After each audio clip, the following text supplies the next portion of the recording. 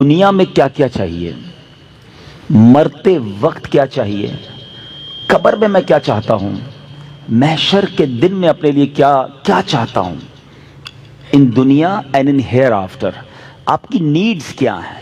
ٹھیک ہے، ان تمام نیڈز کو، ان تمام خواہشات کو ایز اے مسلم مد نظر رکھیے. اور اب میں آپ کے سامنے ایک بہت ہی خوبصورت سا نچوڑ، بہت ساری احادیث کا عطر بیان کرنے جا رہا ہوں. ٹھیک ہے، علماء بیٹھے ہیں اور جانتے ہیں کہ میں جتنے جملے کہوں گا تقریباً تمام ہی کے موضوع پر نبی پاک کی حدیث موجود ہے صلی اللہ تعالی علیہ وسلم. مثال کے طور پہ آپ بیمار ہیں، شفا چاہتے ہیں، درود پاک پڑھیے. آپ اپنی روزی میں برکت چاہتے ہیں، درود پاک پڑھیے. آپ قرضے میں ہیں اور قرضے سے نکلنا چاہتے ہیں، آپ درود پاک پڑھیے. آپ دنیا میں ذلت و رسوائی سے بچ کر عزت چاہتے ہیں، آپ درود پاک پڑھیے. آپ ٹینشن فری لائف چاہتے ہیں، کوئی مصیبت پریشانی میں پھنسوں نہ، آپ درود پاک پڑھیے. آپ چاہتے ہیں کہ مرتے وقت کلمہ نصیب ہو جائے، آپ درود پاک پڑھیے. آپ چاہتے ہیں مرتے وقت نبی پاک علیہ الصلوۃ والسلام کا دیدار نصیب ہو، اور ایسا دیدار نصیب ہو کہ کونین کے والی اپنے ہاتھوں سے قبر میں اتاریں، آپ درود پاک پڑھیے. آپ قبر میں نبی پاک علیہ الصلوۃ والسلام کے جلوے چاہتے ہیں، آپ درود پاک پڑھیے. آپ منکر نکیر کے سوالات میں ثابت قدمی چاہتے ہیں، درود پاک پڑھیے. سنو، قبر میں نبی پاک نظر آئیں اور ان کی پہچان چاہتے ہیں تو درود پاک پڑھیے. بروز محشر جب ساری دنیا اٹھے گی، آپ نبی پاک کے پرچم تلے اٹھنا چاہتے ہیں، لواء الحمد کے ساتھ اٹھنا چاہتے ہیں، آپ درود پاک پڑھیے. حوض کوثر پر بڑا رش ہوگا مگر نبی پاک کے ہاتھوں جام کوثر چاہتے ہیں تو درود پاک پڑھیے.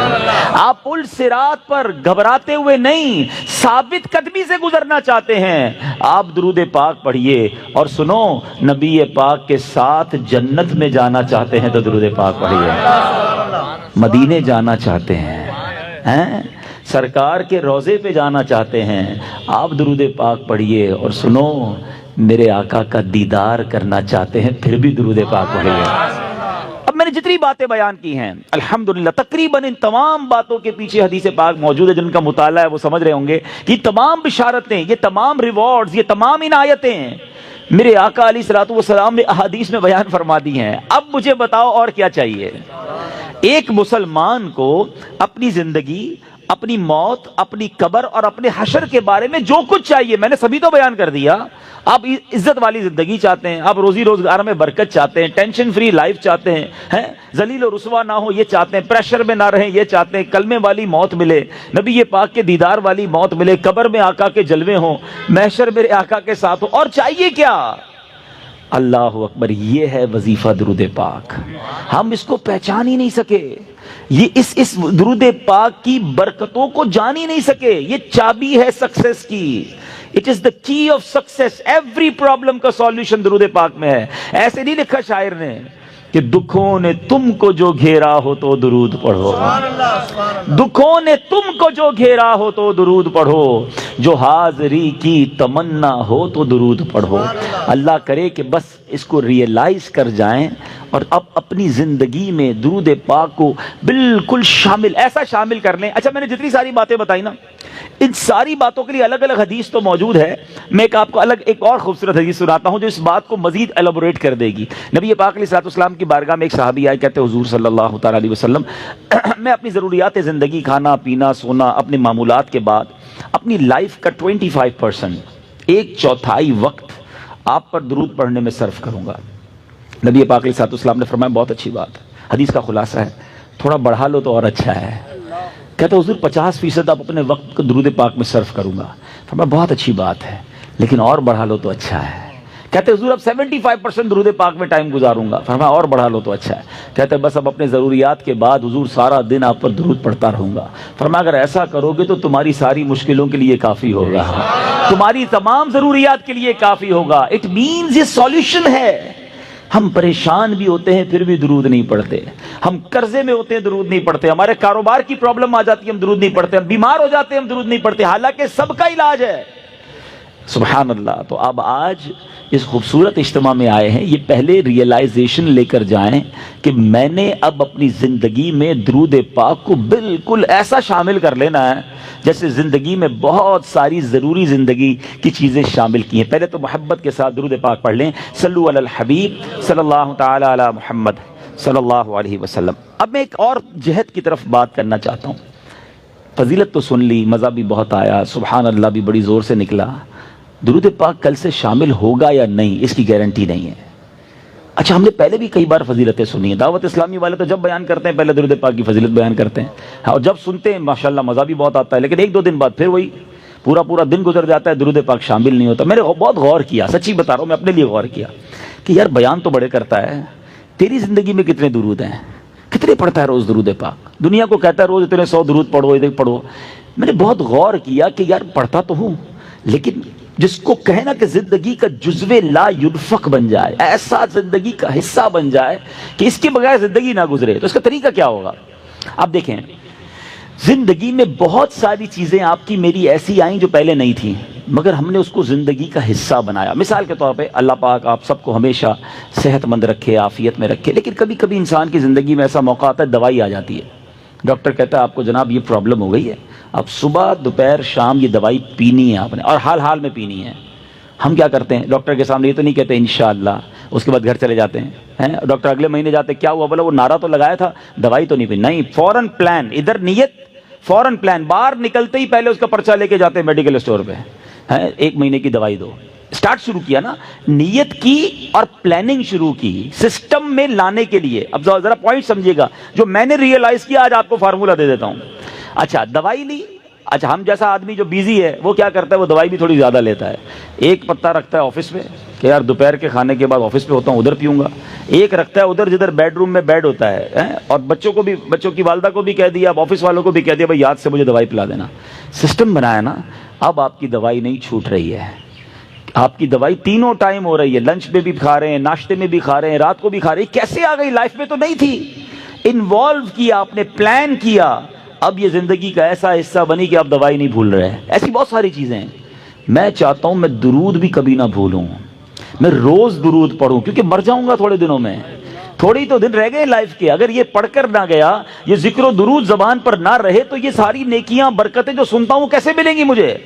اب سسٹم کیسے بنے گا؟ اب میں نے جو اپنے لیے بنایا وہ اچھی نیت سے بتا دیتا ہوں آپ کو. سب سے پہلے اپنے ساتھ تسبیح رکھنا شروع کریں.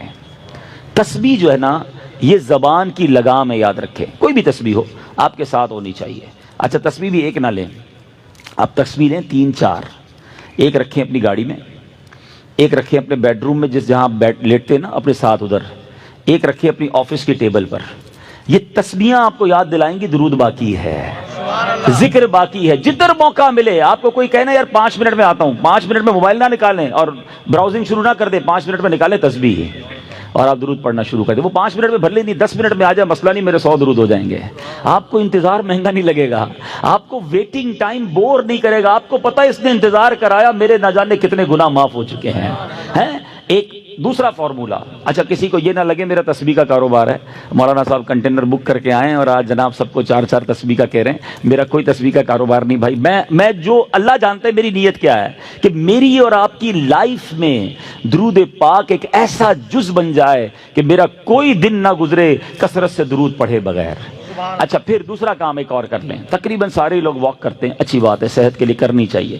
جب بھی واک کریں نا, جس طرح جوتے پہنے بغیر واک نہیں کرتے نا, آپ نے شوز رکھے ہوتے ہیں واک کے, آپ تسبیح ضرور لیں.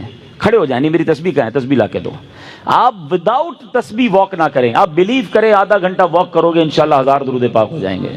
آپ اس پہ اور بھی وظائف شامل کر لیں. کلمہ پاک کی تسبیح ایک پڑھوں گا, ایک سبحان اللہ و بحمدہ سبحان اللہ العظیم پڑھ لوں گا. استغفار 70 بار نبی پاک روزانہ پڑھا کرتے, میں انشاءاللہ 70 بار استغفار بھی پڑھ لوں گا. آپ اپنا پورا جس کو کہتے ہیں شیڈیول بنا سکتے ہیں, اور یقین کرو جس دن ذکر و اذکار دبا کے کیے ہوں گے نا, جس کو کہتے ہیں رچ کے, اس رات کو نیند بھی بڑی اچھی آتی ہے. ہاں, کہ اللہ کی رحمت سے ضائع نہیں کیا آج کا دن. آج اللہ کی رحمت سے میرے آقا کا بھی ذکر کیا, اللہ کا بھی ذکر میری زبان نے کیا. اگر یہ پلان, اس کی پلان کب بنے گا؟ جب اس کی اہمیت محسوس ہوگی، کہیں گے یار مولانا صاحب اتنے ساری باتیں باقی ہیں، پتہ نہیں کس موضوع کو لے کے بیٹھ گئے. ٹھیک ہے، آپ کی مرضی، اگر آپ کو یہ نارمل اور آرڈنری بات لگتی ہے. ورنہ بلیو کریں ہمارے اسلاف اتنا ذکر کرتے تھے. بزرگان دین کی سیرت کو پڑھیں نا، ایک بزرگ کے بارے میں آتا ہے وہ ہر وقت ذکر الہی کرتے تھے. ایک بار کسی راستے سے گزرے، واپس آئے، پھر اس روڈ سے گزرے. کسی نے کہا حضرت ابھی تو گزر کے گئے تھے اس گلی سے. کہتے ہیں ہاں گزر تو گیا تھا، مگر گزرتے گزرتے اللہ کا ذکر نہیں کیا تھا. میں چاہتا ہوں میں زندگی میں جس سڑک سے گزروں، جس راستے سے گزروں، اس راستے کو، اس سڑک کو اللہ کے ذکر کا گواہ بنا کر جاؤں. یہ مائنڈ سیٹ تھا. حضرت جنید بغدادی رحمت اللہ تعالی علیہ اپنے زمانے کے ولی ہیں، اولیاء کے سردار ہیں. کتنی نیکیاں تھیں ان کے پاس، ہمارے پاس تو ہے ہی کچھ نہیں، مگر اتنا اللہ کا ذکر کرتے، زبان سے اتنے ذکر الہی کرتے تھے کہ ایک بار آپ گئے کسی باربر شاپ پہ مونچھیں بنوانے. تو جو مونچھیں کاٹنے والا تھا کہتا حضرت تھوڑی دیر خاموش ہو جائیں، آپ ذکر روک دیں، میں نے آپ کی مونچھیں کاٹنی، آپ کے ہونٹ کٹ جائیں گے. فرماتے تم اپنا کام کرو، میرے ہونٹوں پہ زخم لگتا ہے تو لگ جائے، میں اللہ کا ذکر نہیں چھوڑ سکتا.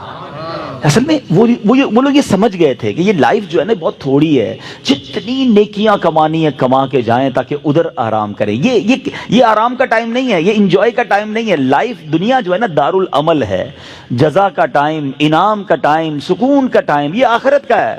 بس کچھ لوگ سمجھ بیٹھے کہ یہی مزے کا ٹائم ہے، یہی عیش کرنے کا ٹائم ہے. یہاں جناب انجوائمنٹ میں لگ گئے، نہ نمازیں پڑھتے ہیں، نہ قرآن پڑھتے ہیں، نہ ذکر کرتے ہیں. ارے ادھر جمع کرو، ادھر مزہ آئے گا، ادھر نیکیاں کمانی. وہ کہتے ہیں نا سیزن لگا ہوا ہے. لوگ کاروباری لوگ کہتے ہیں یار ان دنوں میں ہمارا بڑا سیزن ہے، ہم بہت کام کرتے ہیں، سیزن کے بعد پھر ریسٹ کریں گے. جب تک میری آپ کی سانسیں باقی ہیں نا، نیکیوں کا سیزن لگا ہوا ہے. کر لو جتنی نیکیاں کرنی ہے، نوافل پڑھیں، درود پڑھیں، ذکر کریں، حرام کاموں سے بچیں، تاکہ جب قبر میں جائیں نا، آپ کو پتہ ہے کچھ خوش نصیب ایسے ہوں گے جب وہ قبر میں جائیں گے تو ان کو فرشتوں کی طرف سے کیا ندا دی جائے گی، انعام پتہ ہے کیا دیا جائے گا؟ نم کا نومت العروس، سو جا کہ جیسے دلہن سوتی ہے. قبر کے اندر ایسے سکون سے سو جا، بے فکر ہو کر، کیونکہ اب اللہ اس سے راضی ہے. وہ ایسی زندگی گزار کر آیا ہے. تو اللہ کرے میں اور آپ ایسی زندگی گزاریں. بزرگوں کا ایک قول ہے، کاش دل میں اتر جائے، کہ زمین کے اوپر کام، زمین کے اندر آرام. اللہ زمین کے اوپر ایسا کام لے لے کہ جب زمین کے اندر جائیں نا تو وہاں آرام کریں. ادھر مار پڑی تو کدھر جائیں گے؟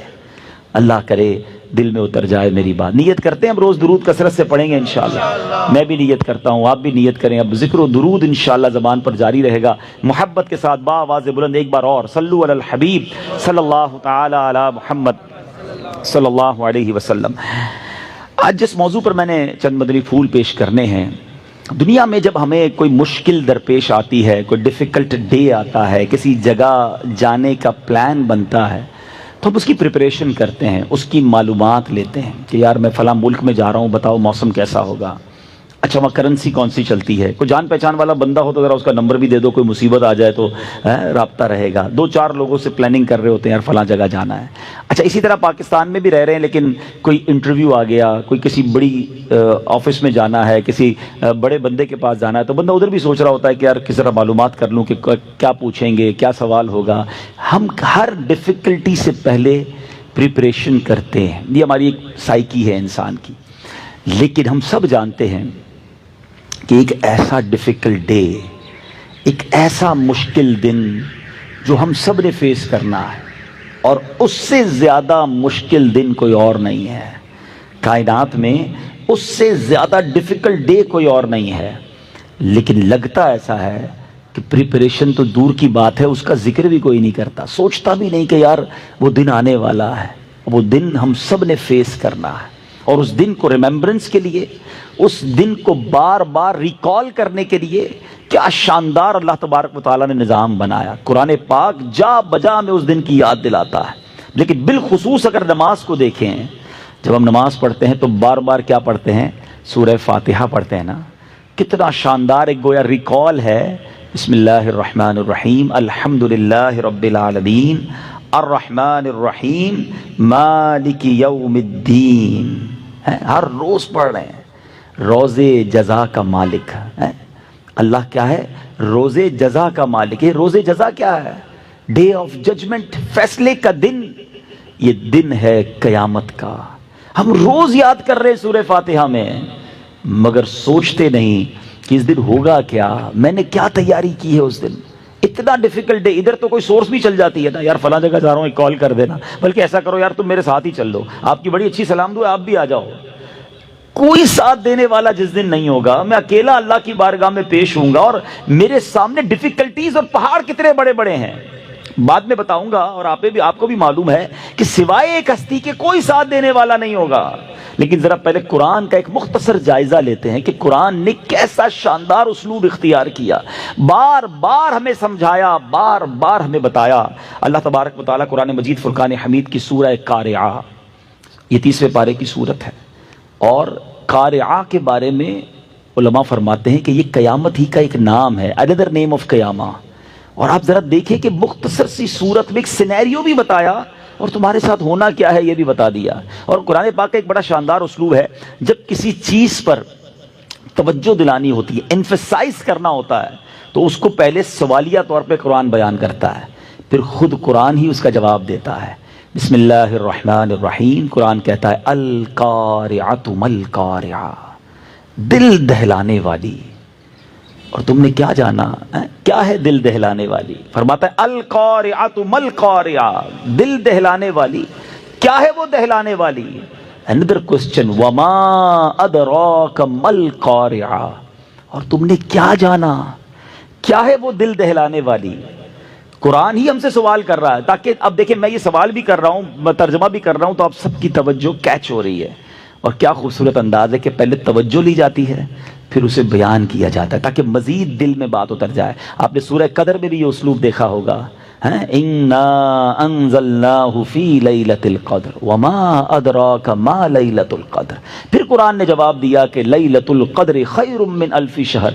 پہلے کوسچن دین آنسر. اب چونکہ ایک اہم بات کی جا رہی ہے، ریئلائزیشن کروائی جا رہی ہے، تو القارعۃ مالقارعہ وما ادراک مالقارعہ، تم نے کیا جانا کیا ہے دل دہلانے والی؟ اب قرآن بتا رہا ہے کہ وہ کیا ہے، اس دن کیا ہوگا. فرمایا یوم یکون الناس کالفراش المبثوث. فرمایا اس دن آدمی ایسے ہوں گے جیسے پھیلے ہوئے پتنگے. آپ نے بارش میں دیکھا ہوگا لائٹ کے گرد پتنگے گھوم رہے ہوتے ہیں، کوئی ادھر جا رہا ہوتا ہے کوئی ادھر جا رہا ہوتا ہے، کوئی ڈائمینشن نہیں ہوتی، کوئی گر رہا ہوتا ہے. جس طرح بدحواس پتنگے ہوتے ہیں نا، اس طرح لوگ بدحواس ہوں گے. نوبڈی، کوئی سمجھ ہی نہیں پا رہا ہوگا کہ ہو کیا رہا ہے، اتنی دہشت ہوگی، اتنا خوف ہوگا. پھر آگے فرمایا یہ تو بندوں کا حال ہے نا، ماؤنٹینز، رینج آف ماؤنٹینز ہیں، کتنے بڑے بڑے پہاڑ ہیں. ہم جب پہاڑ کے سامنے جاتے ہیں، کبھی آپ ماؤنٹین ایریا میں گئے ہوں گے، اپنی اوقات اتنی سی لگتی ہے، یار میں کتنا اور یہ کتنا بڑا، اللہ کی شان، کتنی طاقت ہوگی اس میں، کتنے معدنیات، کبھی لاوا نکل رہا ہوتا ہے، کبھی پیٹرول نکل رہا ہوتا ہے، کبھی ماربل کے پہاڑ، اتنے بڑے بڑے پہاڑ سالوں سے توڑ رہے ختم ہی نہیں ہو رہے. مگر یہ سارے پہاڑ کیا ہو جائیں گے؟ قرآن کہتا ہے یوم یکون الناس کالفراش المبثوث، آدمی ہوں گے پھیلے پتنگے. وتکون الجبال کالعہن المنفوش. کبھی آپ نے دیکھا وہ رضائی بنانے والا اون کی رضائی بناتا ہے، ڈنڈا مارتا ہے اس میں تو اون اڑ رہی ہوتی ہے. فرمایا جیسے اون دھنکی ہوئی اون ہوتی ہے نا، اون جس طرح اڑتی ہے ایسے یہ پہاڑ اڑ رہے ہوں گے. ٹرائی ٹو انڈرسٹینڈ کیسا دن ہوگا. یعنی اب آپ کو پہلے اس دن کا سینیریو بتایا کہ اتنا خوفناک دن ہوگا. اب ہمارے ساتھ کیا ہوگا؟ اب فرمایا فَأَمَّا مَنْ ثَقُلَتْ مَوَازِينُهُ فَهُوَ فِي عِيشَةٍ رَاضِيَةٍ. قرآن کہتا ہے جس کی تولیں اسکیل پہ وزن نیکیوں کا بھاری ہو گیا نا، وہ بڑے مزے میں ہوگا، وہ چین میں ہوگا، وہ عیش میں ہوگا. لیکن دوسری سائڈ کیا ہوگا؟ وَأَمَّا مَنْ خَفَّتْ مَوَازِينُهُ فَأُمُّهُ هَاوِيَةٌ. جس کی تولیں کم پڑ گئیں تو فرمایا وہ نیچا دکھانے والی گود میں ہوگا، یعنی بڑی، جس کو کہیں کہ ڈاؤن، بہت نیچے چلا جائے گا، برباد ہو جائے گا. لیکن وہ کیا ہے؟ پھر اب قرآن پھر وہی انداز وما ادراک ما ہی، تم نے کیا جانا وہ کیا ہے نیچا دکھانے والی. اب خود آنسر دے رہا ہے قرآن، نار حامیہ، بھڑکتی ہوئی آگ ہے، شعلے مارتی ہوئی. That is day of judgement. Within few آیاتس ایک ہی صورت میں سینیریو بھی بتایا اور ہونا کیا ہے وہ بتایا، رزلٹ کیا آئے گا وہ بھی بتا دیا. یہ قرآن ایک جگہ نہیں، اتنی آیتیں میں بیان کرتا جاؤں کہ بندہ حیران ہو جائے. سورہ زلزال، اذا زلزلت الارض زلزالہا، ایک ایسا زلزلہ آئے گا زمین تھر تھر آئے گی اور کیسی تھر تھر آئے گی؟ وَأَخْرَجَتِ الْأَرْضُ أَثْقَالَهَا، زمین اپنے خزانے باہر نکال دے گی، جو کچھ زمین میں ہے مردے بھی باہر آ جائیں گے، خزانے بھی باہر آ جائیں گے. ایسا زلزلہ ہوگا، ایسا ارتھ کویک ہوگا. مگر اس کے بعد کیا ہوگا؟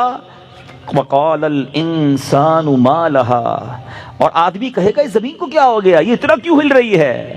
يَوْمَئِذٍ تُحَدِّثُ أَخْبَارَهَا، فرمایا اس دن وہ اپنی خبریں بتائے گی. آج بندہ کہتا ہے یار ٹھیک ہے میں گڑبڑ کرتا ہوں، گناہ کرتا ہوں، کوئی دیکھ تو نہیں رہا نا، دروازہ بند کر دو، لائٹ آف کر دو، فلاں ملک چلتے ہیں، فلاں شہر جاتے ہیں، اپنے وطن میں لوگ جاننے والے ہیں، ادھر تو کوئی نہیں دیکھ رہا. یہ زمین گواہی دے گی، قرآن کہتا ہے. ابھی تھوڑی دیر پہلے میں نے کہا نا کہ ایک بزرگ کا سٹائل تھا کہ جدھر سے گزرتے تھے ذکر کرتے ہوئے تاکہ وہ زمین میری گواہی دے. میں ایک مشورہ بھی دوں گا، جو ٹریولرز ہیں نا، گھومتے پھرتے رہتے ہیں، بزنس ٹرپ پہ جاتے ہیں، ویسے ہی بڑے ٹورزم کے شوقین ہیں، آپ جدھر جایا کرو نا لالچ کر کے ادھر نماز پڑھا کرو کہ یار 2 رکعت ادھر بھی پڑھ لوں. اچھا ادھر گیا ہوں کسی بزنس میٹنگ میں، کسی ملک میں، کسی شہر میں، ذرا رکو یار وضو کر لوں، ٹائم ہے، ایک نماز ادھر پڑھ لوں. اس جگہوں کو اپنے سجدوں کے گواہ بناؤ، اپنے ذکر کی گواہ بناؤ. زمین کے بہت سارے حصے تمہاری نیکیوں کے گواہ ہونے چاہیے. انفارچونیٹلی بہت سارے لوگ ایسے ہیں جن کی زمین کے بہت سارے حصے گناہوں کے گواہ ہیں. یہ زمین اللہ کرے میری اور آپ کی یہ گواہی دے. انشاءاللہ یہ جو زین بھائی کا گھر ہے، ان کا گارڈن یہ گواہی دے گا کہ مولا یہ سب جمع ہوئے تھے اور یہاں تیرا ذکر کیا تھا، تیرے حبیب کا ذکر کیا تھا. اے اللہ یہ تیرے بندے ہیں اور تجھ سے محبت کر رہے تھے. یہ ہم سب نے سوچنا ہے. لیکن بہت سارے لوگوں کے ایسے بھی جناب حصے ہیں زندگی کے، ایسے گناہ ہیں کہ جو جہاں جاتے ہیں گناہ کرتے ہیں. وہ غور کرے وہ اللہ کو کیا جواب دیں گے. کوئی گواہ کی ضرورت نہیں ہے، زمین گواہی دے گی.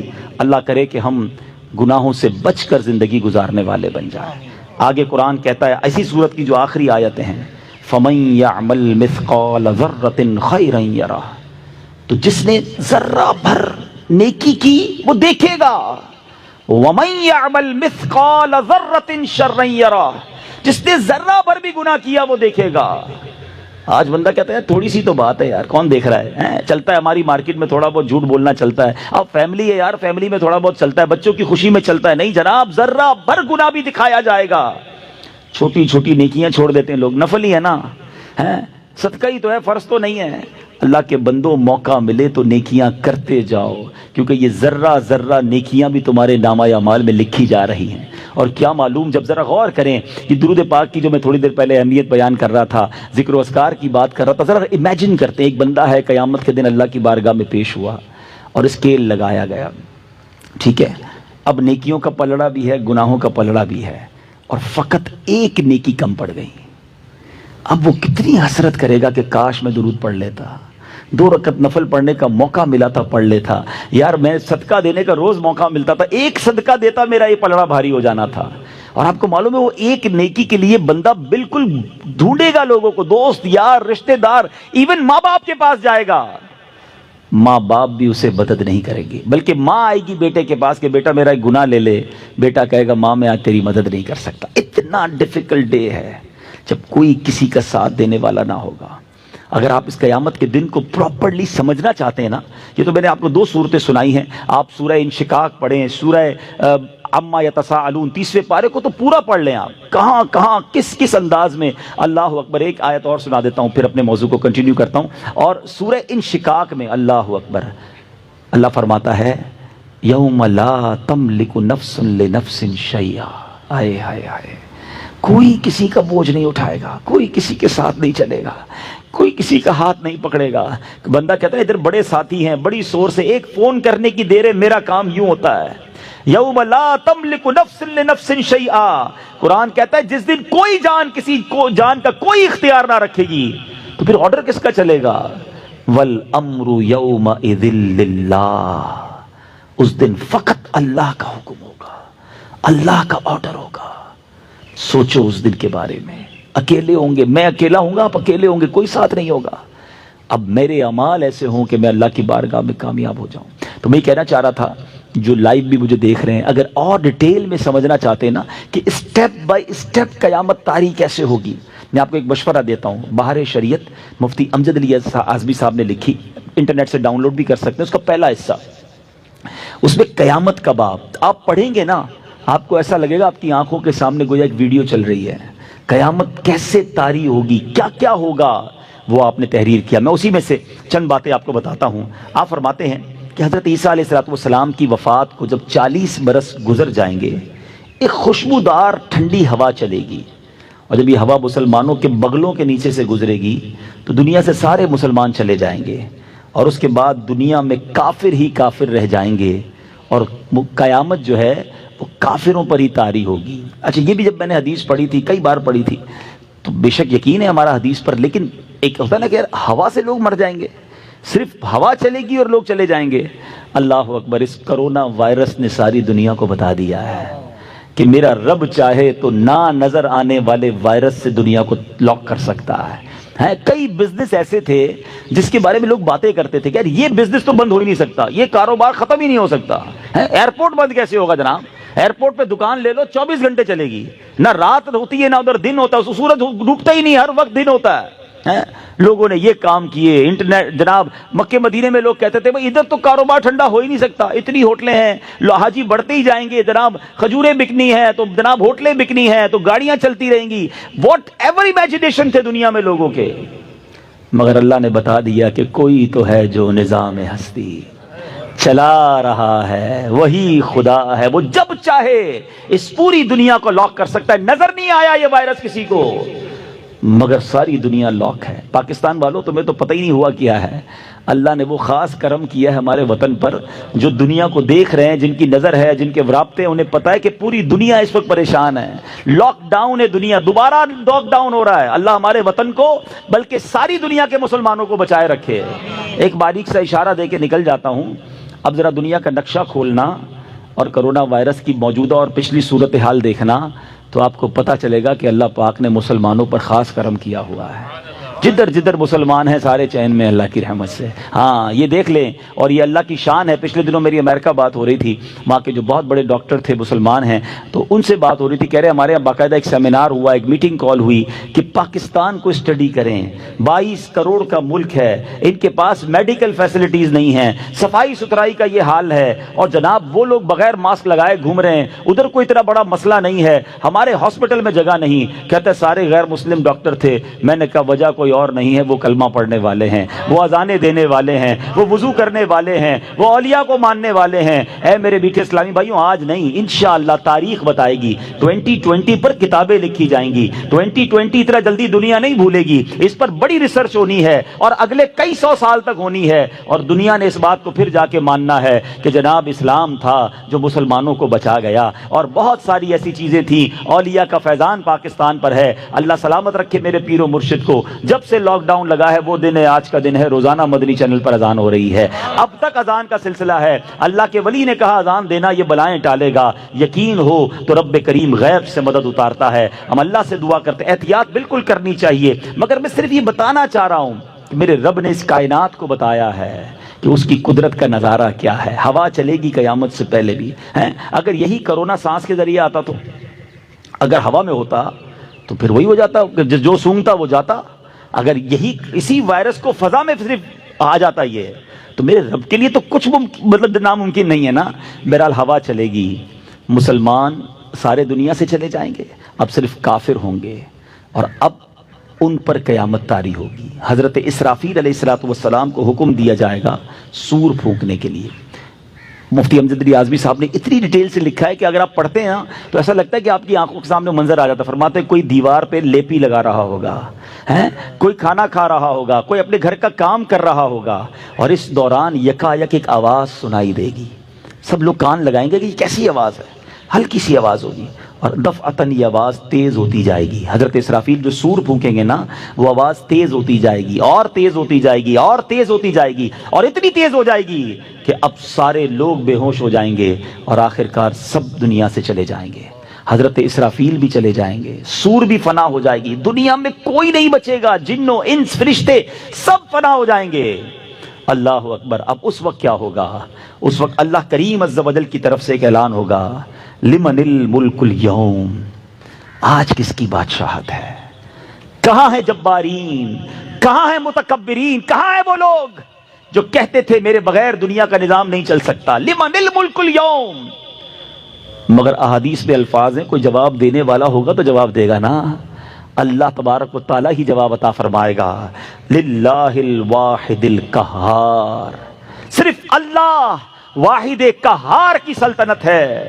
پھر جب تک اللہ چاہے گا، یہ پھر دنیا میں صرف اللہ ہی ہوگا، پھر اس کے بعد اب پھر دوبارہ سور کو پیدا کیا جائے گا، پھر حضرت اسرافیل علیہ السلام کو زندہ کیا جائے گا، اور پھر سور پھونکی جائے گی۔ اب سب لوگ اہل محشر اپنی قبروں سے نکلیں گے۔ ترتیب پتہ ہے کیا ہوگی؟ سب سے پہلے میرے آقا علیہ السلام قبر منور سے نکلیں گے، روضہ انور سے، مدینہ منورہ سے۔ اور سنو، صدیق اکبر رضی اللہ تعالیٰ عنہ اور حضرت عمر فاروق کی شان دیکھو کہ نبی پاک کے ساتھ ہاتھوں میں ہاتھ ڈالے یہ بھی محشر کی طرف آئیں گے۔ ایک بار نبی پاک علیہ السلام صحابہ کے پاس آئے، اور حیات طیبہ میں دائیں ہاتھ میں حضرت ابوبکر صدیق کا ہاتھ ہے، بائیں ہاتھ میں حضرت عمر فاروق کا ہاتھ ہے، اور تشریف لائے، فرمایا دیکھ لو جیسے آج آئے ہیں محشر کے دن بھی ایسے ہی آئیں گے۔ پھر اہل بقیع، اہل معالی، جنت المالا، اہل بقیع، اور یہ سب لوگ اپنی اپنی قبروں سے نکلیں گے۔ ملک شام کی سرزمین پر یہ میدان سجایا جائے گا، سب لوگ محشر کے میدان میں پہنچیں گے۔ زمین تانبے کی ہوگی، سورج 1.25 میل پر ہوگا۔ پہلے اتنا پسینہ لوگوں کو بہے گا، کتابوں میں لکھا ہے کہ زمین جذب کرے گی 70 ہاتھ، 70 یارڈز پسینہ جذب ہو جائے گا۔ اب زمین میں بھی جذب کرنے کی طاقت نہ رہے گی، پھر وہ پسینہ اوپر آئے گا۔ جیسے جیسے گناہ ہوں گے، کسی کے ٹخنوں تک، کسی کے گھٹنوں تک، کسی کی کمر تک، سارے لوگ پریشان۔ آدھا دن قیامت کا انتظار میں گزرے گا۔ آج کسی کو دھوپ میں 5 منٹ کھڑا کرو نا، میں آ رہا ہوں، تو 5 منٹ میں بندہ پسینہ پسینہ ہو جاتا ہے۔ دھوپ میں 5 منٹ بھی نہیں کھڑے رہ سکتے، ایسی دھوپ، ایسی پیاس، اور 50% آف دا ڈے صرف انتظار میں گزر جائے گا۔ اب محشر میں لوگ جب پریشان حال ہو جائیں گے نا، اب آپس میں مشورہ کریں گے کہ بھائی کسی کے پاس تو چلو، کچھ حساب کتاب بھی شروع کراؤ۔ یعنی لوگ اتنے تنگ آ گئے ہوں گے کہ کچھ لوگ کہیں گے بے شک حساب کر کے جہنم میں ڈال دیا جائے، مگر حساب تو شروع کیا جائے۔ اس قدر فرسٹریٹ۔ اب اس کے بعد اہل محشر کہیں گے کہ حضرت آدم کے پاس چلتے ہیں۔ سب گھومتے گھومتے ڈھونڈیں گے حضرت آدم علیہ السلام کو، کہیں گے آپ ابو البشر ہیں، آپ اللہ تبارک و تعالیٰ نے آپ کو بڑا مرتبہ دیا، آپ صفی اللہ ہیں، آپ جنت میں اللہ تبارک و تعالیٰ کے کرم سے رہے ہیں، حضور آج ہماری مدد کیجیے، آج ہمارا حال دیکھیے، ہم آپ کی اولاد ہیں۔ حضرت آدم علیہ السلام فرمائیں گے کہ آج مجھے خود اپنی فکر ہے، آج اللہ نے جیسا غضب کیا ایسا پہلے کبھی نہیں کیا، کسی اور کے پاس جاؤ، اذهبوا الی غیری۔ اہل محشر حضرت نوح کے پاس جائیں گے، وہ بھی مدد نہیں کریں گے، حضرت موسیٰ کے پاس جائیں گے، وہ بھی مدد نہیں کریں گے۔ اس کے بعد وہ جب حضرت ابراہیم خلیل اللہ علیہ نبینا علیہ السلام کے پاس جائیں گے، وہ بھی فرمائیں گے میں تمہاری آج مدد نہیں کر سکتا۔ کہیں گے پھر آپ ہی تو بتائیں جائیں کس کے پاس؟ تو وہ کہیں گے کہ آج ان کے پاس جاؤ جن کے ہاتھ پر فتح کا باب ہے، جو شافع روز محشر ہیں، جو جناب رسول اللہ صلی اللہ تعالی علیہ وسلم ہیں، وہ اللہ کے حبیب ہیں، خاتم النبیین ہیں، وہی تمہاری مدد کریں گے۔ اب یہ سارے محشر کے لوگ ڈھونڈتے ڈھونڈتے نبی پاک علیہ السلام کے پاس آئیں گے، بڑی امید کے پاس آئیں گے، فریاد کریں گے حضور ہمارا حال دیکھیں، ہماری کیفیت دیکھیں، ہم آپ کے امتی۔ نبی پاک علیہ السلام یہ نہ فرمائیں گے اذهبوا الی غیری، میرے آقا فرمائیں گے انا لہا انا صاحبکم، آؤ میرے غلاموں میں آج اسی دن کے لیے ہوں، میں تمہاری مدد کروں گا۔ اب ذرا میں محشر کی اس پورے سینیریو کو یہاں روکتا ہوں، اور ایک سوال کریٹ ہوتا ہے۔ یہ ساری باتیں تو حدیث میں پتہ چل گئی ہیں، تو ہم قیامت کے دن نہیں جائیں گے حضرت آدم کے پاس؟ کیوں جائیں حضرت ابراہیم کے پاس؟ کیوں جائیں حضرت نوح کے پاس؟ ہم ڈائریکٹ نبی پاک کے پاس چلے جائیں گے۔ کتابوں میں لکھا، نبی پاک نے صحابہ کو بتا دیا۔ اللہ اکبر۔ علماء کہتے ہیں معلوم بے شک ہو گیا ہے، مگر قیامت کے دن سب بھلا دیا جائے گا، یہ سب کچھ ہوگا، یہ سب کچھ اہل محشر کریں گے۔ تو کیوں کریں گے؟ وجہ کیا ہے؟ اس کا ریزن کیا ہے؟ اللہ اکبر۔ اس کے پیچھے بھی بڑا کمال کا جواب ہے، اور جب بھی ذہن میں کوئی گتھی الجھ جائے نا، تو بریلی کے تاجدار بڑی آسانی سے سلجھا دیتے ہیں۔ چلو چلتے ہیں اعلیٰ حضرت کے دربار میں کہ آپ بتائیں یہ امت کو پھرایا کیوں جائے گا، یہ سارا محشر کیوں تلاش کرے گا، پہلے ایک نبی کے پاس پھر دوسرے کے پاس۔ اعلیٰ حضرت کہتے ہیں خلیل و نجی، مسیح و صفی، سبھی سے کہی کہیں بھی بنی؟ سب کے پاس گئے نا، حضرت آدم کے پاس بھی گئے، حضرت نوح کے پاس بھی گئے، حضرت ابراہیم کے پاس بھی گئے، حضرت موسیٰ کے پاس، کہیں بات بنی نہیں بنی؟ خلیل و نجی، مسیح و صفی، سبھی سے کہیں بھی بنی؟ یہ بے خبری کہ خلق پھری کہاں سے کہاں تمہارے لیے، تمہارے لیے پھرانا تھا، ساری دنیا کو بتانا تھا کہ زمین و زمان تمہارے لیے، چنین و چنا تمہارے لیے، مکین و مکان تمہارے لیے، بنے دو جہاں تمہارے لیے، آقا دہن میں زباں تمہارے لیے، بدن میں ہے جان تمہارے لیے، ہم آئے یہاں تمہارے لیے، اٹھے بھی وہاں تمہارے لیے، ساری کائنات کو یہ منظر دکھانا ہے۔ جناب ایک اور لاجیکلی کوسچن کریٹ ہوتا ہے، قبر سے اٹھتے ہاتھ میں رپورٹ کارڈ پکڑا دیا جاتا، تم جو ہے مجرم ہو، جہنم میں جاؤ، تم جناب سعادت مند ہو، مقبول ہو، جنت میں جاؤ، اپنے اپنے راستے چلے جاتے۔ اتنا بڑا میدان محشر سجانا، ساری دنیا کو جمع کرنا، اس کے پیچھے ریزن کیا ہے؟ عشق کا جواب سن لو، کہتے ہیں فقط اتنا سبب ہے انعقاد بزم محشر کا۔ There is only one reason to create that huge day of judgment۔ ایک ہی وجہ ہے، فقط اتنا سبب ہے انعقاد بزم محشر کا، آقا تمہاری شان محبوبی دکھائی جانے والی ہے۔ دیکھیں نا، مسلمان تو ایک لمیٹڈ ہے نا، بہت سارے اس وقت بھی دنیا میں لوگ ہیں، بلکہ زیادہ وہ لوگ ہیں جو نبی پاک کو نہیں مانتے، اسلام کو نہیں مانتے، اور ایسے ساری دنیا میں زیادہ ہی ہوں گے۔ جب قیامت طاری ہوگی، اگر خربوں لوگ ہوں گے تو اس میں بہت بڑی تعداد وہ ہوگی جو غیر مسلموں کی ہوگی، ساری زندگی اللہ سے دور رہے، اللہ کے نبی سے دور رہے۔ انہیں ایک دن تو بتانا ہے نا کہ حق کیا ہے، سچ کیا ہے، اللہ کے حبیب کا مرتبہ کیا ہے۔ سنو، کتابوں میں لکھا، علماء کہتے ہیں محشر کے دن جتنے غیر مسلم ہیں سب ایمان لے آئیں گے، سب مانیں گے ہاں یہ ہم مانتے ہیں اللہ کے نبی ہیں، آج ہم مانتے ہیں اللہ ایک ہے، اور جو یہ کہتے تھے وہ ٹھیک ہے، مگر اس دن ان کا ماننا جو ہے وہ قبول نہ کیا جائے گا۔ تمہیں مبارک ہو، تم نے آج مانا ہے، کیونکہ میرے اعلیٰ حضرت لکھتے ہیں آج لے ان کی پناہ، آج مدد مانگ ان سے، آج لے ان کی پناہ، آج مدد مانگ ان سے، پھر نہ مانیں گے قیامت میں اگر مان گیا۔ ادھر تو سارے مان جائیں گے، مگر ادھر کا ماننا نہ ماننا ہوگا۔ بہرحال میرے بیچ اسلامی بھائیوں، اب کیا ہوگا؟ نبی پاک سجدہ فرمائیں گے۔ وہ کیسا سجدہ ہوگا؟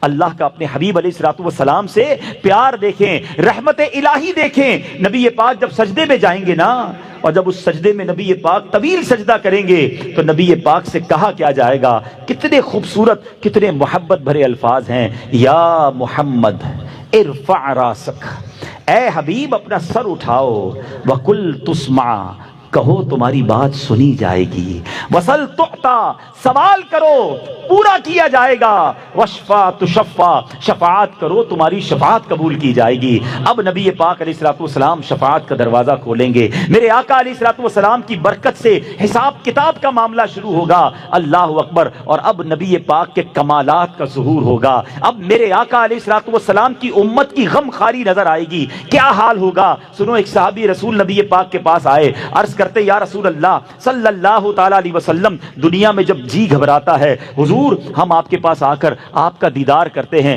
دل کو چین پڑ جاتا ہے۔ قیامت کے دن تو بڑا رش ہوگا، حدیث کا خلاصہ بیان کر رہا ہوں، آپ کے گرد صدیقین ہوں گے، انبیاء ہوں گے، یا رسول اللہ وہاں ہم آپ کو کیسے تلاش کریں گے اور آپ کے پاس کیسے آئیں گے؟ میں کدھر ڈھونڈوں آپ کو؟ سنو، میرے آقا علیہ الصلوۃ والسلام نے یہ ایڈریس نہ دیا کہ قیامت میں ایک سب سے بڑا محل ہوگا، سب سے بڑا نورانی محل ہوگا، وہ میرا ہوگا کیونکہ میں خاتم المرسلین ہوں۔ نہیں، میرے آقا فرماتے مجھے تلاش کرنا ہو تو حوض کوثر پر آ جانا، اپنے پیاسے امتیوں کو اپنے ہاتھوں سے جام کوثر پلا رہا ہوں گا۔ اچھا دیکھو وہاں نہ پاؤں، وہ کہتے حضور اگر وہاں نہ ملے تو پھر کہاں آؤں؟ فرمایا ایسا کرنا، پل صراط پر آ جانا، رب سلم امتی کی صدائیں بلند کرتے ہوئے اپنے گناہگار امتیوں کو پل سے پار لگا رہا ہوں گا۔ کہ حضور اگر پل صراط پر نہ پاؤں پھر کدھر آؤں؟ کہتے ہیں فرماتے پھر ایسا کرنا، میزان پر آ جانا، میرے گناہگار امتیوں کے گناہوں والا پلڑا بھاری ہوگا، اپنے کرم سے ان کی نیکیوں کے پلڑے بھاری کر رہا ہوں گا۔ یا رسول اللہ اگر ادھر نہ پاؤں، فرماتے ہیں ان 3 مقامات کے علاوہ تم مجھے کہیں اور نہ پاؤ گے، بس میرے یہی کام ہوں گے۔ اللہ اکبر۔ ایک اور جگہ نبی پاک علیہ الصلوۃ والسلام فرماتے ہیں قیامت کے دن انبیاء کو نور کے ممبر دیے جائیں گے، میں اس وقت تک اپنے ممبر پر نہ بیٹھوں گا جب تک اپنے ایک ایک امتی کو داخل جنت نہ کروا لوں۔ ایسے آقا، ایسے کریم آقا، ایسے محبت امت سے فرمانے والے آقا. خود نبی پاک علیہ الصلوۃ والسلام کا فرمان ہے، حدیث پاک کا مضمون ہے کہ سارے نبیوں کی دعائیں ساری قبول ہوتی ہیں، مگر ایک دعا ہر نبی کو دی گئی ہے جو سب سے زیادہ اسپیشل ہے، جو مانگنا ہے مانگو. فرمایا سب نبیوں نے دنیا میں مانگ لی ہے، میں نے وہ دعا اپنی امت کے لیے قیامت کے دن کے لیے بچا کے رکھی ہے. اے گناہ گاروں، وہ تم سے اتنا پیار کرتے ہیں، وہ تم سے اتنی محبت کرتے ہیں. فرمایا وہ دعا میں نے قیامت کے دن کے لیے بچا رکھی ہے. ایک اور حدیث پاک جس کا مضمون ہے، نبی پاک فرماتے مجھے آپشن دیا گیا کہ میری 50% امت بخش دی جائے یا شفاعت لے لو. کہتے ہیں میں نے شفاعت رب سے لے لی ہے کیونکہ یہ اس سے بھی زیادہ برکت والی ہے. ایسے میرے آقا ہیں. سیدی اعلیٰ حضرت کے برادر مولانا حسن رضا خان صاحب لکھتے ہیں نا کہ وہ جگہ تو کیسی ہوگی کہ ماں بھی نہیں پہچانے گی، والد بھی نہیں پہچانے گا، مگر آقا امتی کو کیسے ڈھونڈیں گے؟ فرماتے ہیں عزیز بچے کو ماں جس طرح تلاش کرے. ماں سے بچہ بچھڑ جائے کیسی تلاش کرتی ہے؟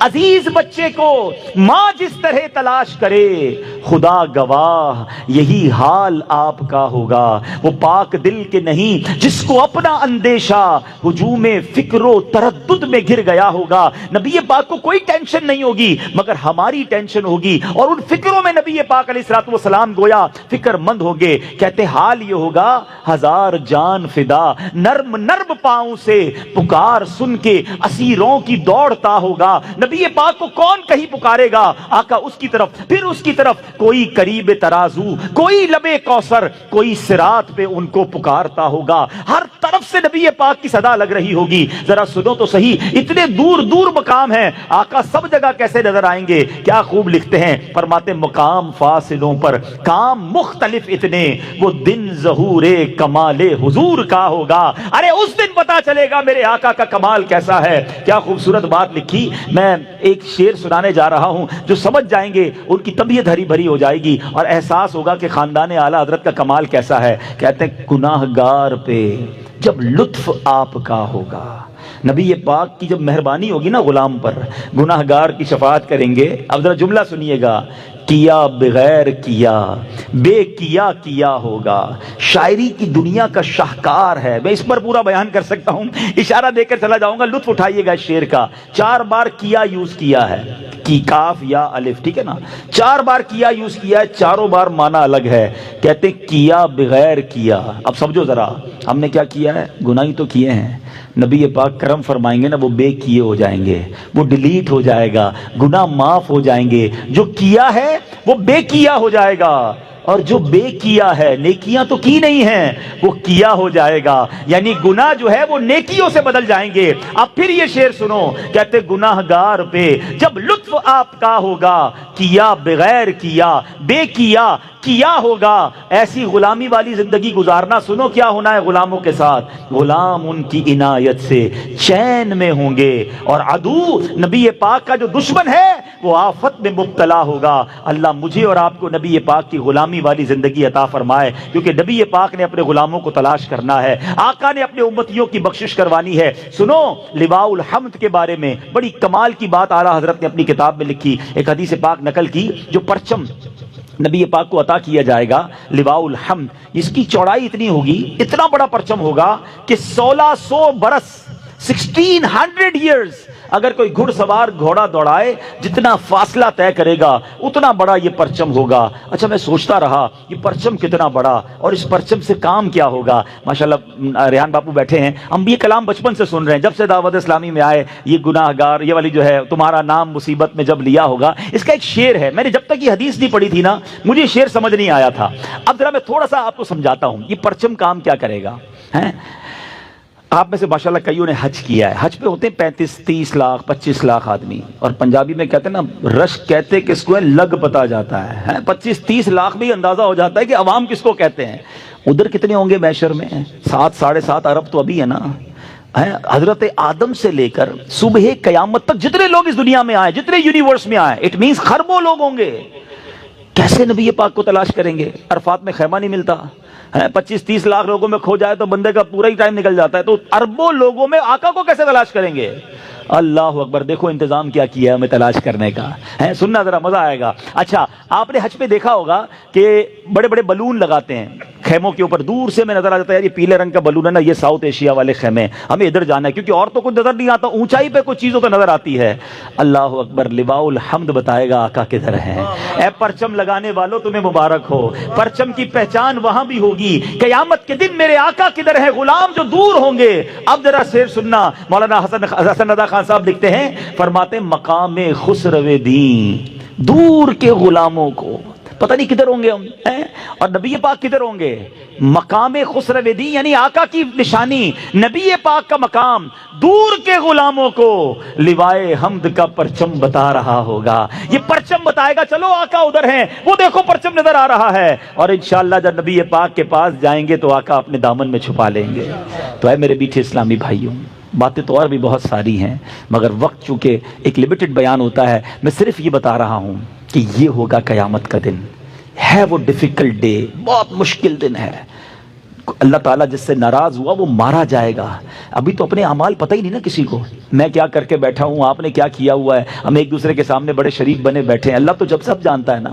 اس دن جب نامہ اعمال ہاتھ میں دے کر کہا گیا، اللہ نہ کرے ہمیں کہا گیا کہ پڑھ کر سناؤ، جو جو کیا وہ پڑھ کے سناؤ، تو وہاں تو ساری دنیا ہوگی نا، میرے ماں باپ بھی ہوں گے، میرے دوست بھی ہوں گے، میرے ہاتھ چومنے والے، میری عزت کرنے والے، سوچیں ہیں، ہمارے آقا ہوں گے، خود غوث پاک رضی اللہ تعالیٰ عنہ، کیسے پڑھوں گا میں وہ سب کچھ جو میں نے کیا، جو کہا، جو بولا؟ تو یہ حساب کتاب ہوا تو مارے ہی جائیں گے۔ ادھر فقط رحمت کا آسرا ہے، اور نبی پاک جس پر کرم فرما دیں، نبی پاک کے سوا کسی کی نہیں سنی جائے گی۔ تو میلاد کا مہینہ اب تقریباً اختتام کو ہے، ٹھیک ہے نا، بہت سارے آپ نے بیانات سنے ہوں گے، بڑی محفلوں میں شرکت کی ہوگی، مگر سوال میں یہ کرنا چاہتا ہوں کہ پورا مہینہ ماشاءاللہ ہم نے سیلیبریٹ کیا، بڑی اچھی بات ہے، فرق کیا آیا میرے اور آپ کے اندر؟ لائف میں چینجنگ کیا آئی؟ اس میلاد کے مہینے کے بعد میرے اندر تبدیلی کیا آئی؟ میں جیسا تھا اگر ویسا ہی ہوں؟ معاذ اللہ کچھ ایسے لوگ بھی اگر یہاں بیٹھے ہیں یا مجھے سن رہے ہیں جن کی نمازیں قضا ہو رہی ہیں، تو کیا فرق آیا اس میلاد کے مہینے میں آپ کے اندر؟ اگر جھوٹ ابھی بھی جاری ہے، دھوکہ والا کام ابھی بھی کر رہے ہو، اللہ نہ کرے حرام روزی ابھی بھی کما رہے ہو، آنکھیں ابھی بھی حرام دیکھ رہی ہیں، کان ابھی بھی حرام سن رہے ہیں، زبان سے گالی گلوچ، بے حیائی اور غیبتیں اور سب جاری ہے، تو فرق کیا آیا میرے اور آپ کے اندر؟ دیکھو ایسی زندگی نہ گزارنا کہ قیامت کے دن نبی پاک اگر ناراض ہو گئے نا، خدا کی قسم ان کے سوا کوئی آسرا نہیں ہے۔ There is only one personality۔ سنتے ہیں کہ محشر میں صرف ان کی رسائی ہے، صرف ان کی رسائی ہے، اور کوئی نہیں ہوگا جو ہمیں بچا پائے گا۔ تو اگر وہی ناراض ہو گئے تو پھر کدھر جائیں گے؟ تو اپنی زندگی گزارنے کا ایک ہی ٹارگٹ ہونا چاہیے۔ آج سے ایک فارمولہ بنا لو کہ آپ لباس پہنو، آپ گفتگو کرو، آپ کاروبار کرو، آپ فیملی میں کوئی ایونٹ کر رہے ہو، آپ کہیں آؤٹنگ پہ جا رہے ہو، آپ کوئی بزنس اسٹارٹ کر رہے ہو، جو بھی زندگی میں سٹیپ اٹھا رہے ہو، صرف ایک کوسچن اپنے آپ سے کر لو کہ میں جو یہ کروں گا اس سے میرے اللہ اور اس کے رسول راضی ہوں گے یا ناراض ہو جائیں گے؟ اور آپ کو یہ آنسر آئے نا کہ نہیں اس سے تو ناراض ہو جائیں گے، نہیں کرنا، کیونکہ وہ ناراض ہو گئے تو مارے جائیں گے۔ نبی پاک کی رضا رب کی رضا ہے، اور نبی پاک کی رضا کس میں ہے؟ نبی پاک فرماتے ہیں جعلت قرۃ عینی فی الصلاۃ، نماز میں میری آنکھوں کی ٹھنڈک ہے۔ تو نیت کریں انشاءاللہ کہ آج کے بعد ہماری کوئی نماز قضا نہیں ہوگی۔ آقا کی رضا کس میں ہے؟ فرماتے جس نے میری سنت سے محبت کی اس نے مجھ سے محبت کی، اور جس نے مجھ سے محبت کی کانا معی فی الجنہ، وہ جنت میں میرے ساتھ ہوگا۔ آقا کی رضا ان کے طریقے پر عمل کرنے میں ہے۔ تو اپنی زندگی میں سنتوں کو شامل کریں، یہ سوچ کر شامل کریں کہ نبی پاک کو ناراض نہیں کر سکتا، وہ ناراض ہو گئے تو میں گیا کام سے، میرے تو آپ ہی سب کچھ ہے، رحمت عالم، میں جی رہا ہوں زمانے میں آپ ہی کے لیے۔ تو اپنی ہر زندگی کے کام کو ایک بار پھر کراس چیک کر لیں، اور ان تمام کاموں کو چھوڑیں جو اللہ اور اس کے رسول کے فرمان کے خلاف ہے، ورنہ محشر کے دن کوئی کام نہیں آئے گا، کوئی دوست، کوئی بینک بیلنس، کوئی سپورٹ کرنے نہیں آئے گا۔ اللہ کرے کہ زندگی میں ہم یہ تبدیلی لانے میں کامیاب ہوں۔ اللہ سلامت رکھے دعوت اسلامی کے مدنی ماحول کو، جو ہمیں بار بار یہ ریئلائز کرواتے ہیں، بار بار یہ سمجھاتے ہیں کہ توبہ کرو اور زندگی ایسی گزارو کہ نبی پاک کے پیچھے پیچھے پھر جنت میں جائیں۔ تو نبی پاک کی سنتوں پر عمل والی زندگی گزارنے کے لیے دعوت اسلامی کے آپ مدنی ماحول سے وابستہ ہوں، آپ ایسے بیانات سننا چاہتے ہیں تو آپ مدنی چینل کو بار بار سنیں، ایسے پروگرامز اس میں آتے ہیں۔ پھر اسی طرح آپ مدنی دعوت اسلامی کے اجتماعات میں شرکت کریں، مدنی قافلوں میں سفر کریں، نبی پاک کی سنتوں پر عمل کرنا آسان ہو جائے گا. اچھا کچھ لوگ جب دور رہتے ہیں نا انہیں لگتا ہے یہ باتیں بہت اچھی کر رہے ہیں مولانا صاحب, لیکن یار اگر میں ریلیجس لائف میں آ جاؤں گا تو پھر لائف کا سکون جو انجوائمنٹ ہے وہ تو ساری ختم ہو جائے گی, بڑی خشک سی لائف ہو جائے گی. میں بھی داڑھی والا ہو جاؤں گا, میں بھی نمازی ہو جاؤں گا, میں بھی جناب, پھر تو یہ پارٹیز اور یہ سارا ہلا گلا. اصل پرابلم پتہ ہی کیا ہے کہ جن لوگوں نے عشق رسول والی اور سنتوں والی لائف گزاری نہیں, وہ سمجھتے ہیں یار ان کی لائف بڑی خشک ہے. میں صحیح بتاؤں, ساری رات فلم دیکھنے میں وہ مزہ نہیں ہے جو یاد رسول میں آنسو بہانے میں ہے. ایک رات ایسی گزار کے دیکھو جو مدینے کی یاد میں گزرے, یقین کرو نیند نہیں آئے گی لیکن روح بھی روشن ہو جائے گی, روح بھی خوش ہو جائے گی. دل میں ہو یاد تیری گوشے تنہائی ہو, پھر تو خلوت میں عجب انجمن آرائی ہو. اصل پرابلم یہ کہ آپ نے یہ ٹیسٹ لیا نہیں ہے تو آپ کو لگتا ہے ان کی لائف بڑی جو ہے وہ جس کو کہیں کہ بے مزہ ہے. ایک ایگزامپل دے کر بات پوری کر لیتا ہوں. ایک دو دوست تھے, ایک دوست جو ہے وہ ویجیٹیرین تھا, کبھی بھی اس نے گوشت کھایا ہی نہیں, مچھلی کھائی ہی نہیں, چکن کھائی نہیں. اس کے سارے دوست کہتے ہیں یار کمال ہے یار, کبھی تو کھا لو. کہتا ہے مجھے دال سبزی سے اچھا کچھ نہیں لگتا. ایک دن سارے دوستوں نے پلان کیا یار اس کو پکڑ کے آج کھلانا ہی ہے. پکڑا اور اس کے منہ میں ایک دوست نے ذرا اچھا سا چکن جو ہے نا ٹکا اس کے منہ میں ڈال دیا. اس نے کھایا, کہتا ہے یار کمال ہے, یہ اتنی مزے کا ہوتا ہے, تھوڑا اور دینا. دوبارہ کھایا, پھر تیسری بار, اچھا یہ فش ہے یہ بھی چکھاؤ.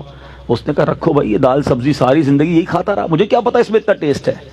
تو مسئلہ یہ ہے کہ جنہوں نے پارٹیز, ڈانس اور گانے اور باجے اور بے حیائی فلموں میں سکون دیکھا ہے نا, انہوں نے ابھی تک تلاوت قرآن کا سکون دیکھا ہی نہیں ہے. رات کو اٹھ کر تہجد میں اللہ کی بارگاہ میں ہاتھ اٹھا کر رو کر دعا کرنے کا جو سکون ہے نا, وہ آپ نے دیکھا ہی نہیں ہے. اللہ کی قسم, فرانس, پیرس, جاپان اور امریکہ کے سپنے دیکھنے والوں, تم نے مدینے کی یاد میں تڑپنا دیکھا ہی نہیں ہے. جب یہ لطف آ گیا نا تو اندازہ ہوگا کہ اصل زندگی تو یہ ہے. فیملی لائف بھی اچھی ہو جائے گی, کاروبار بھی اچھا ہو جائے گا, پرسکون اور پیسفل ہارٹ آپ کو مل جائے گا. تو آئیے آج چینج کیجئے. بہت عرصہ نافرمانی والی لائف گزار لی نا, اب اس بار اللہ کی رضا والی, نیکیوں والی, سنتوں والی, عشق رسول والی لائف گزاریں اور پھر دیکھیں لائف کا لطف کیسا آتا ہے. تو دعوت اسلامی آپ کو ویلکم کرتی ہے. اسی طرح الحمدللہ دعوت اسلامی کا ایک ایئرلی ایونٹ ہوتا ہے, میں اس کی بھی آپ کو آج آفر کر رہا ہوں, اناؤنسمنٹ کر رہا ہوں.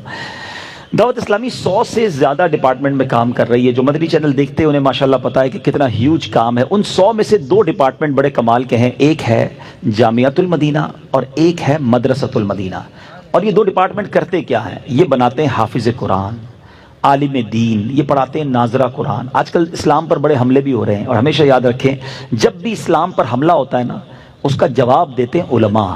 علم دین اور علماء دین کی بقا ہیں. یہ دین کی بقا کے لیے علماء ضروری ہے, کیونکہ کتابیں لکھ کر, تقریریں کر کے جواب دینا علماء کا کام ہوتا ہے. تو علم کی, دین کی بقا کے لیے علماء ضروری ہیں. اور قرآن کی حفاظت کا ذمہ تو بے شک رب نے لیا, لیکن اس کا ایک ضمنی انداز کیا ہے کہ زیادہ سے زیادہ لوگوں کے سینوں میں قرآن محفوظ ہو جائے. تو حفظ قرآن کے ذریعے سبحان اللہ ان دونوں کاموں میں دعوت اسلامی کیا کر رہی ہے. آپ کو جان کر خوشی ہوگی کہ دعوت اسلامی کے اس وقت 5000 کے قریب مدرسے اور دارالعلوم موجود ہیں. اپروکسیمیٹلی مور دین 5000 ہمارے یہ انسٹیٹیوٹس موجود ہیں, جس میں 2.5 لاکھ سے زیادہ بچے بغیر کسی فیس کے قرآن پڑھ رہے ہیں, درس نظامی کر رہے ہیں, عالم بن رہے ہیں, حافظ قرآن بن رہے ہیں. اچھا جناب, اب تک ہوا کیا ہے؟ 87,000 سے زیادہ حافظ قرآن بن چکے ہیں. دعوت اسلامی کے مدرسے شروع ہوئے 30 سال پہلے. آج یہاں انڈسٹریلسٹ بھی بیٹھے ہیں, بڑے بڑے فیکٹری والے بیٹھے ہیں. میں جاتا ہوں جب فیکٹری میں بتاتے ہیں ہماری روز کی اس مشین کی اتنی پروڈکٹ ہے, ہمارے مہینے کے اتنے کنٹینر جاتے ہیں, ہماری پروڈکشن اتنی ہے. بڑا بندہ اس پہ فخر کرتا ہے کہ ہماری پروڈکشن منتھلی ڈیلی اتنی ہے.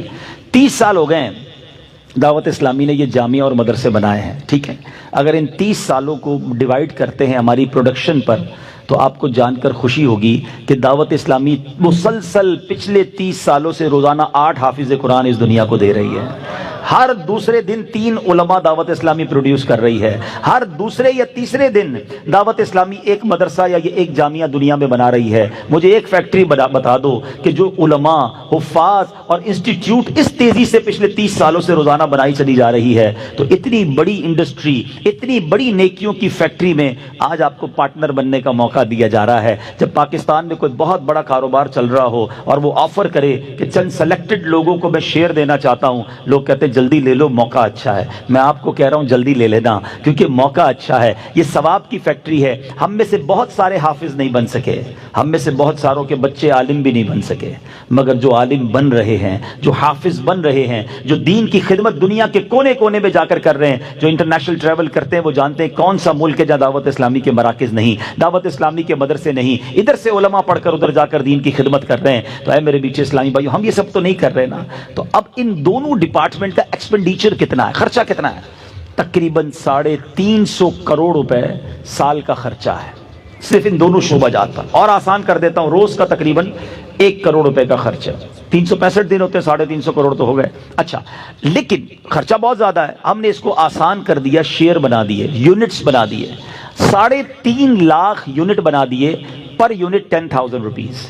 اب آپ کو آفر کی جا رہی ہے، یعنی سچی بات یہ کہ نیکیوں کا کام تو جاری تھا، اب آپ کو اس اتنے بڑے کام میں پارٹنر بننے کا موقع دیا جا رہا ہے کہ آپ اپنی زکوٰۃ اور اپنے عطیات سے دعوت اسلامی کے مدارس اور جامعات میں یونٹس لیجئے، تاکہ ان علماء حفاظ جو بن رہے ہیں اور دین کے کام کر رہے ہیں، آپ اس میں حصہ دار بن جائیں. ایک حدیث پاک سناتا ہوں. علماء کے فضائل میں میرے آقا علیہ الصلوۃ والسلام فرماتے ہیں، جس کا مضمون ہے جب قیامت کا دن ہوگا، لوگ جنت کی طرف جا رہے ہوں گے، اعلان ہوگا کہ علماء رک جائیں، اور علماء سے کہا جائے گا اور لوگوں کی شفاعت کریں، سفارش کریں، اور انہیں بھی جنت میں ساتھ لے جائیں.